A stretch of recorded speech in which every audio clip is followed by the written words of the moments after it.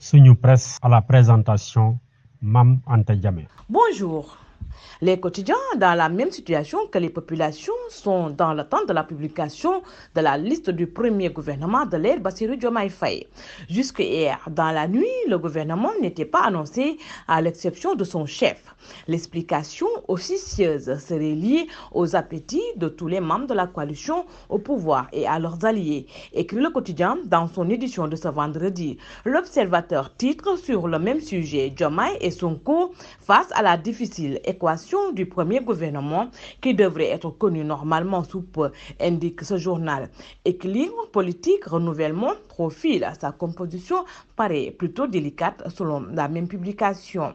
Bassirou Diomaye Faye annonce des couleurs, note Bës Bi Le Jour à propos de cette adresse présidentielle d'un quart d'heure propre de fermeté et d'appel à la cohésion nationale. Bës Bi revient sur quelques-unes des thématiques abordées par le président de la République, de la lutte contre la corruption à la réforme du système électoral en passant par le pari de la souveraineté alimentaire perdu par ses prédécesseurs. Réforme du système électoral, rationalisation et financement des partis, séparation des postes de chef d'État et chef de parti, priorisation de l'emploi des jeunes et des femmes, souveraineté alimentaire, réduction des comptes, assise de la justice, les grandes lignes de la gouvernance politique et socio-économique du quinquennat en cours ont été tracées par le nouveau président Bassirou Diomaye Faye, mentionne au Sud Quotidien. Et Le Soleil évoque de fortes annonces en citant des réformes majeures en matière de gouvernance, l'engagement ferme du nouveau président pour l'emploi des jeunes et la lutte contre la vie chère, mais aussi la réforme du système politico-judiciaire. Yor reprend avec les mêmes éléments les grandes lignes de ce discours du changement de méthode. Ils sont nombreux les quotidiens ayant manifesté un intérêt appuyé pour le volet gouvernance et lutte contre la corruption du message du président Bassirou Diomaye Faye. Tremblay, Bassirou arrive, affiche à ce propos le quotidien 24 heures en allusion à l'engagement pris par le successeur de Macky Sall pour une gouvernance vertueuse fondée sur l'éthique de responsabilité. Bassirou Diomaye Faye prône la tolérance zéro contre la corruption, détournement et les fraudes fiscales. Relève le quotidien critique pendant que Vox Populi retient que le président de la République annonce à mi-voix la traque des biens mal acquis. Le journal se fonde